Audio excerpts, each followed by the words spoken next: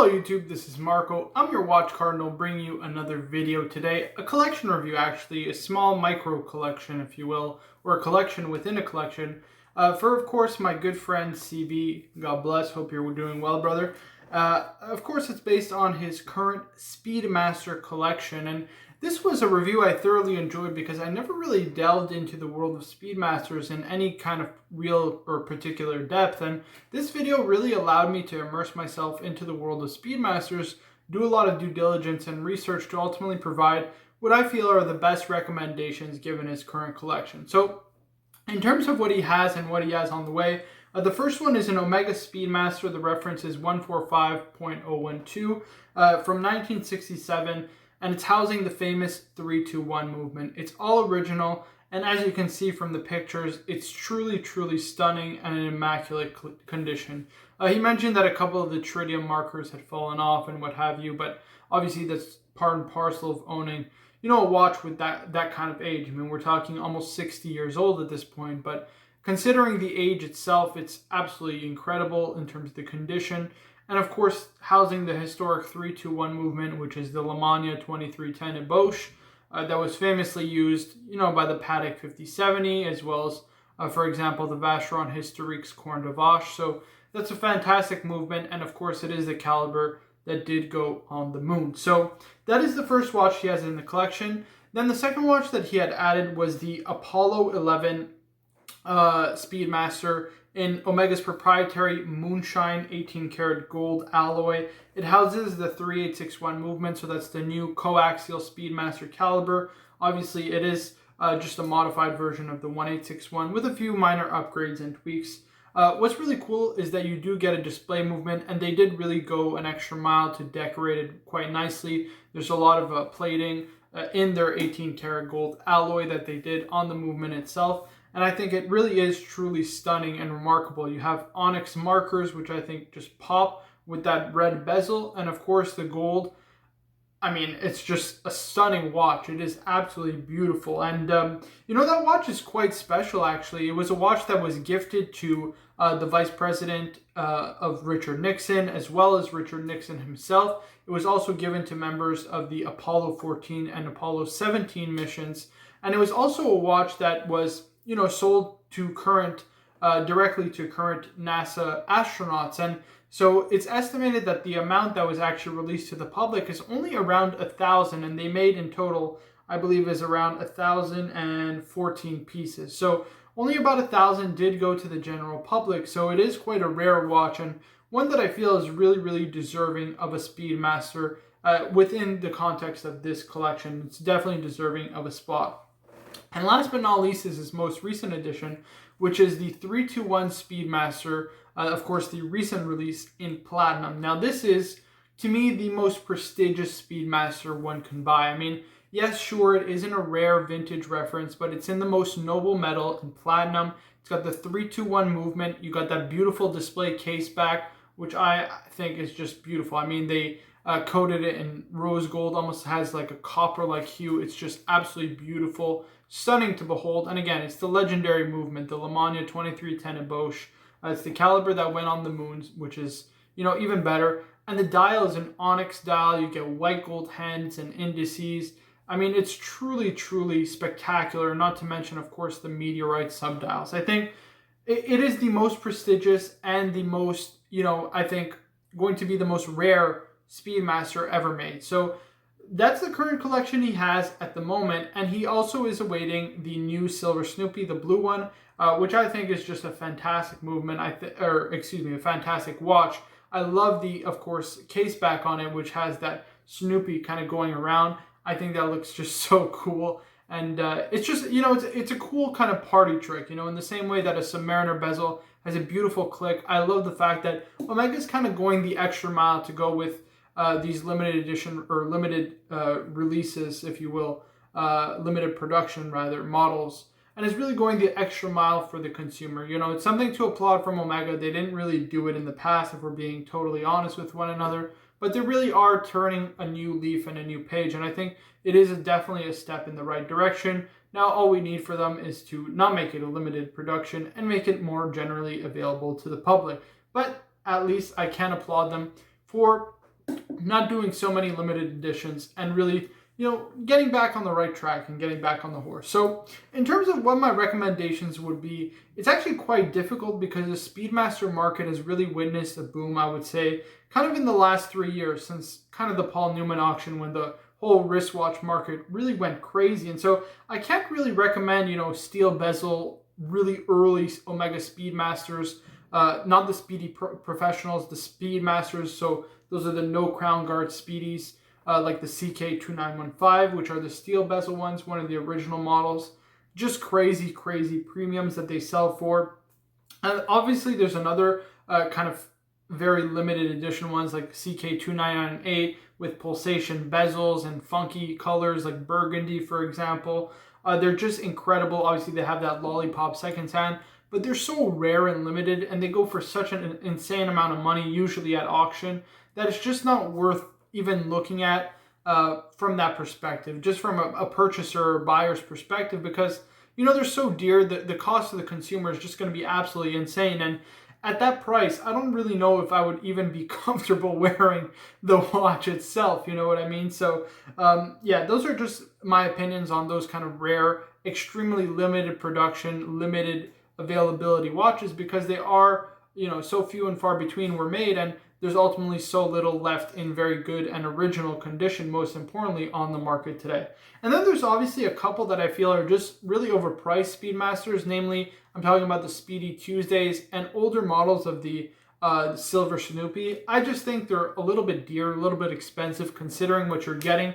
I think that the models that I'm going to mention are much better bang per buck value, and I feel ultimately it's just not worth paying the premium that those ones sell for. So the first one I would recommend is an Omega Speedmaster. I'm going to put up the reference.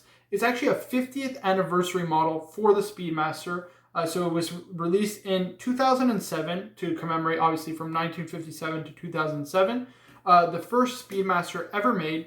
Again, I'm going to put the reference up on the screen because it is a very large one. They only made 1,957 models of this piece, and I believe it to be probably one of the most special Speedmasters they've ever made, and it's one that could be picked up relatively affordably, which is quite surprising. So what makes this special in particular? Well, it is just a standard 42mm case, and it's got the previous 1861 bracelet, if I'm not mistaken, but it houses a really interesting movement, which is the Omega 3201 movement, which is a chronometer grade Frederick Piguet 1285 movement, but it also features the coaxial escapement from Omega. And they went extensive in terms of the actual finishing and attention to detail on this watch of the movement itself. Again, chronometer grade Frederick Piguet, manual wind movement. It's finished to the nines, blued screws, a beautiful anglage, beautiful Geneva waves. I think it is just a beautiful watch. And something that's interesting and worth noting is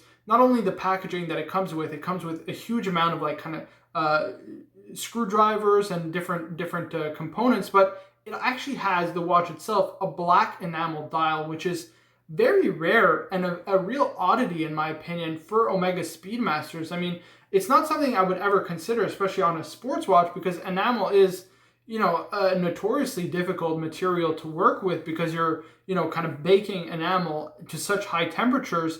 It's so easy for a dial to fail. And for somebody who, is a mass producer of watches like Omega, it's not normal for them to produce, kind of materials that are, that dear, that expensive to make, because ultimately the failure rate is still quite high. So enamel dial, I think it is just absolutely beautiful. Again, you get that display case back, the Frederick Piguet movement, column wheel vertical clutch, finished to the nines. I think that is the first Speedmaster I would recommend, and it is a great addition to the collection. And again, these are really underappreciated. I mean, they can be found pretty readily available on Chrono24.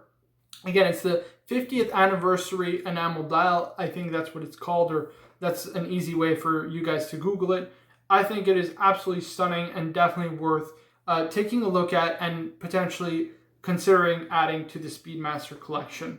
Now, the next one is a reference 105.002. So that's an early no crown guards pre-Moonwatch watch, CK2998. Now, there's two different models. In the later models, they released ones with the traditional kind of sword hands. Not that that model isn't very good or isn't going to be rare and desirable. I prefer the models, obviously, with the alpha hands. I just think they're a point of difference in your collection. It's a CK2998 case, pre-Moonwatch watch. It's got of course, the alpha hands. And what's interesting about the reference, I believe it is the 105.002, is that it's a transitional reference. So they only made this for about 6 months. Now, again, these are a model that have been picking up steam, at least as of recently. They're kind of trading, at least from what I've seen in online forums, anywhere in the mid-20s to kind of mid-30s in very good condition. Sometimes full set, most of the times not full set, obviously, because, these are very, very old watches. But, it is still a relatively attainable price. And I feel it's one that is a watch that people will be kicking themselves for not picking up, considering they only made, a couple hundred of these watches since they were a transitional reference and were only made for 6 months. Again, I'll put pictures up on the screen. I think it's absolutely phenomenal. I think it's a great addition to the collection. It houses that 321 movement as well. So you're getting the 2310 Lemania Eboche, which I think is definitely the Speedmasters to get. And again, they're still relatively, again, in the Speedmaster world, the vintage Speedmaster world at least, relatively attainable. So I think that is definitely one, again, you should consider. Now, if you find one with the sword hands, that's totally okay. But I prefer the alpha hands just because it would be a point of difference in your collection. And in my opinion, it definitely will be the more rare and sought after model in the future.